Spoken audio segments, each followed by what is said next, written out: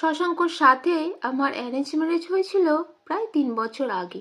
সম্পূর্ণ অচেনা অজানা একটা ছেলে, যার সাথে আমার কোনো চেনা জানা ছিল না।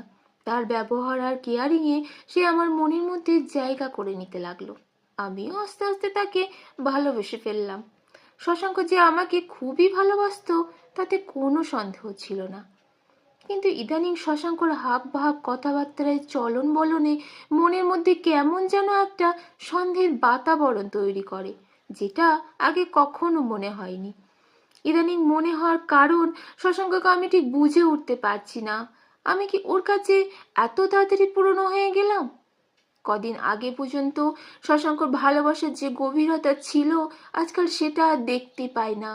যদিও শশাঙ্কর বন্ধুত্ব নিয়ে আমার কোনো অসুবিধা নেই, তবু ছুরিটা কালকে হাতের কাছে রাখিস, তা না হলে দরকারের সময়